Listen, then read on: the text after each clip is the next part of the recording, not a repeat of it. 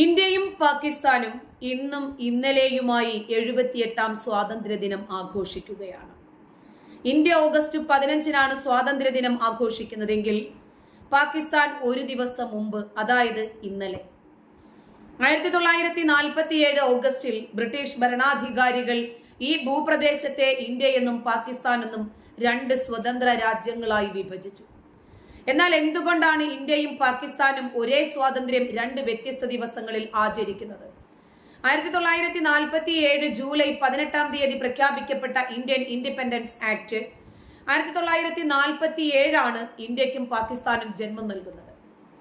ഈ ആക്ട് അനുസരിച്ച് 1947 ഓഗസ്റ്റ് 15 മുതൽ ഇന്ത്യയിൽ രണ്ട് സ്വതന്ത്ര ഡൊമിനിയൻ സ്ഥാപിക്കപ്പെടും. ഇത് യഥാക്രമം ഇന്ത്യ, പാകിസ്ഥാൻ എന്നിങ്ങനെ അറിയപ്പെടും. പാകിസ്ഥാന്റെ സ്ഥാപക പിതാവായ മുഹമ്മദ് അലി ജിന്ന രാജ്യത്തെ അഭിസംബോധന ചെയ്ത് സംസാരിച്ചത് പ്രകാരം ഓഗസ്റ്റ് 15 പാകിസ്ഥാന്റെ സ്വാതന്ത്ര്യ ദിനമായിരുന്നു. ഓഗസ്റ്റ് 15 സ്വതന്ത്ര പരമാധികാര രാഷ്ട്രമായ പാകിസ്ഥാന്റെ ജന്മദിനമാണ് ശരിക്കും. കഴിഞ്ഞ കുറച്ച് വർഷങ്ങളായി വലിയ ത്യാഗങ്ങൾ സഹിച്ച മുസ്ലിം രാഷ്ട്രത്തിന്റെ മാതൃരാജ്യത്തിന്റെ ഭാഗധേയത്തിന്റെ പൂർത്തീകരണമാണ് ഇത് സൂചിപ്പിക്കുന്നത് എന്നായിരുന്നു അന്ന് ജിന്ന പറഞ്ഞത്. 1947 ഓഗസ്റ്റ് 15 രാവിലെയാണ് ജിന്നയും പാകിസ്ഥാൻ മന്ത്രിസഭയും സത്യപ്രതിജ്ഞ ചെയ്തത് എന്ന് ദി എക്സ്പ്രസ് ട്രിബ്യൂണും റിപ്പോർട്ട് ചെയ്തു. 1948 ജൂലൈയിൽ പുറത്തിറക്കിയ പാകിസ്ഥാന്റെ ആദ്യത്തെ സ്മരണിക തപാൽ സ്റ്റാമ്പുകൾ 1947 ഓഗസ്റ്റ് 15 രാജ്യത്തിന്റെ സ്വാതന്ത്ര്യ ദിനമായി പരാമർശിക്കുന്നുമുണ്ട്. വിശുദ്ധ റമളാനിലെ അവസാന വെള്ളിയാഴ്ചയായതുകൊണ്ട് 1947 ഓഗസ്റ്റ് 15 മുസ്ലിങ്ങളെ സംബന്ധിച്ചിടത്തോളം ഒരു ശുഭദിനം കൂടിയായിരുന്നു. എന്നാൽ പിന്നീട് എങ്ങനെയാണ് ഓഗസ്റ്റ് 14 എന്ന തീയതി കടന്നു വന്നത്? 1947 August 14 viceroy mount batten Pakistan ഭരണഘടനാ അസംബ്ലിയിൽ ഒരു പ്രസംഗം നടത്തി. അർദ്ധരാത്രിയിൽ അദ്ദേഹം ഇന്ത്യക്കും പാകിസ്ഥാനും അധികാരം കൈമാറേണ്ടതായിരുന്നു. എന്നാൽ മൗണ്ട് ബാറ്റണിന് ഒരേ സമയം ന്യൂഡൽഹിയിലും കറാച്ചിയിലും ഉണ്ടാകാൻ കഴിഞ്ഞില്ല. ഓഗസ്റ്റ് 14 കറാച്ചിയിൽ വെച്ച് മൗണ്ട് ബാറ്റൺ ആദ്യം പാകിസ്ഥാൻ അധികാരം കൈമാറി. തുടർന്ന് ന്യൂഡൽഹിയിലേക്ക് പോവുകയും ചെയ്തു. വിഖ്യാത പാകിസ്ഥാൻ ചരിത്രകാരൻ ഖുർഷിദ് കമാൽ അസീസ് തന്റെ മർഡർ ഓഫ് ഹിസ്റ്ററി എന്ന പുസ്തകത്തിൽ ഇക്കാര്യത്തിൽ വ്യക്തമാക്കിയിട്ടുണ്ട്. ഇന്ത്യയിലെ ബ്രിട്ടീഷ് രാജാവിന്റെ ഏക പ്രതിനിധിയായിരുന്ന വൈസ്രോയിക്ക് അധികാരം വ്യക്തിപരമായി പുതിയ രാജ്യങ്ങളിലേക്ക് കൈമാറേണ്ടി വന്നു. കറാച്ചിയിലും ന്യൂഡൽഹിയിലും ഒരേ സമയം മൗണ്ട് ബാറ്റൻ പ്രഭുവിന് നേരിട്ട് ഹാജരാകാൻ കഴിഞ്ഞില്ല. ഓഗസ്റ്റ് 15-ാം തീയതി രാവിലെ ഇന്ത്യയിലേക്ക് അധികാരം കൈമാറാനും കറാച്ചിയിലേക്ക് കുതിക്കാനും അദ്ദേഹത്തിന് പറ്റിയില്ല. കാരണം അപ്പോഴേക്കും അദ്ദേഹത്തിന്റെ പുതിയ ഇന്ത്യൻ ഡൊമിനിയന്റെ ഗവർണർ ജനറൽ ആകുമായിരുന്നു. അതുകൊണ്ട് അദ്ദേഹം ഇന്ത്യയുടെ വൈസ്രോയി ആയിരിക്കുമ്പോൾ ഓഗസ്റ്റ് 14 അധികാരം പാകിസ്ഥാനിലേക്ക് മാറ്റുക എന്നത് മാത്രമാണ് പ്രായോഗികമായ കാര്യം എന്ന പുസ്തകത്തിൽ പറഞ്ഞിട്ടുണ്ട്. എന്നാൽ ഓഗസ്റ്റ് 14 പാകിസ്ഥാൻ സ്വാതന്ത്ര്യം നേടി എന്നല്ല ഇതിനർത്ഥമെന്നും ഇന്ത്യൻ ഇൻഡിപെൻഡൻസ് ആക്ടിൽ അതിന് വ്യവസ്ഥ ചെയ്തിട്ടില്ല എന്നും അദ്ദേഹം വ്യക്തമാക്കി. ഇന്ത്യയെ പോലെ പാകിസ്ഥാനും എല്ലാ വർഷവും ഓഗസ്റ്റ് 15-ാം തീയതിയായിരുന്നു സ്വാതന്ത്ര്യം ആഘോഷിക്കേണ്ടിയിരുന്നത്. എന്നാൽ 1948 പാകിസ്ഥാൻ അതിന്റെ സ്വാതന്ത്ര്യ ദിനം ഓഗസ്റ്റ് 14 മാറ്റി. ചില പാകിസ്ഥാൻ നേതാക്കൾ ഇന്ത്യക്ക് മുമ്പ് സ്വാതന്ത്ര്യ ദിനം ആഘോഷിക്കാൻ ആഗ്രഹിച്ചിരുന്നു എന്നതാണ് ഇതിന് കാരണമെന്നാണ് ചില റിപ്പോർട്ടുകൾ സൂചിപ്പിക്കുന്നത്. 1948 ജൂൺ അവസാനത്തോടെ അന്നത്തെ പാകിസ്ഥാൻ പ്രധാനമന്ത്രി ലിയാഖത്ത് അലി ഖാന്റെ നേതൃത്വത്തിൽ ഒരു കൂട്ടം മന്ത്രിമാർ ഒരു യോഗം വിളിച്ചു.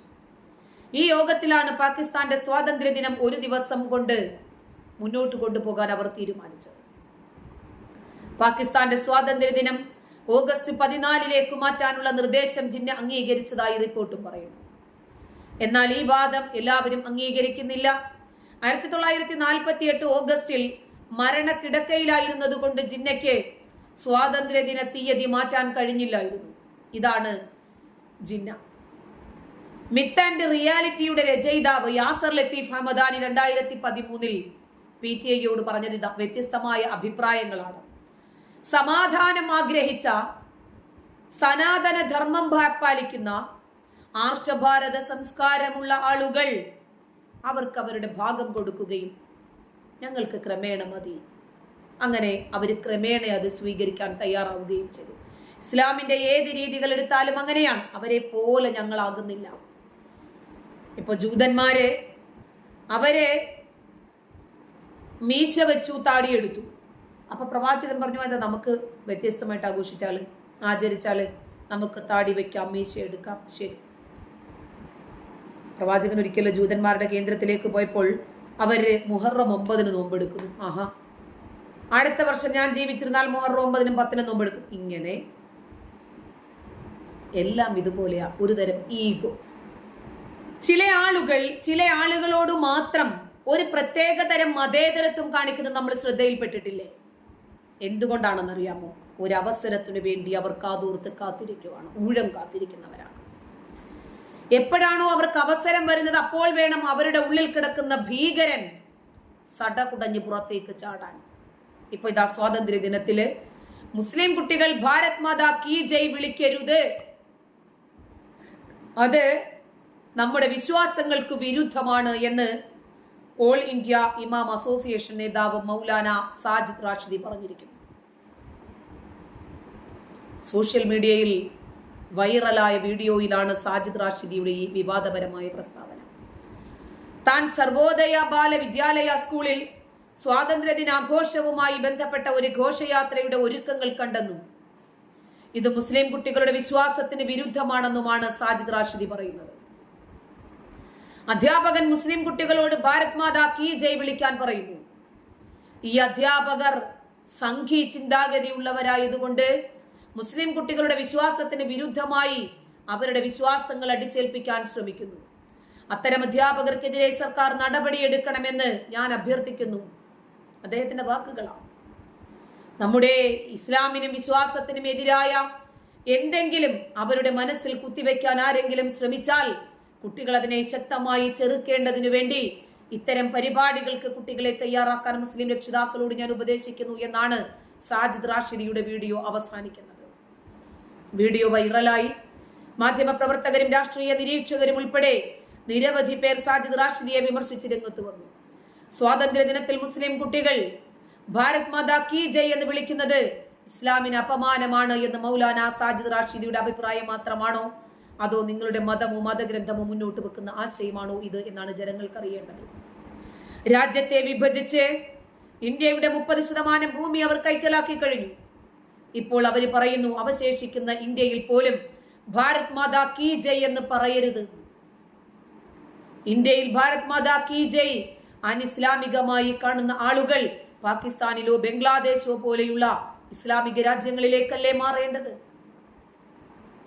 അശോക് ശ്രീവാസ്തവയെ അടക്കം നിരവധി ആളുകൾ ഈ വിഷയത്തോട് പ്രതികരിച്ചിട്ടുണ്ട്.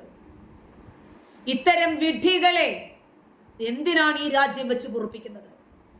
എങ്ങനെയാണ് ഭാരത മാതാവ് ജയിക്കട്ടെ എന്ന് പറഞ്ഞാൽ ഇസ്ലാം എന്ന മതത്തിനെതിരാകുന്നത്? ഏത് കിതാബിലാണെന്ന് പറഞ്ഞിരിക്കുന്നത്?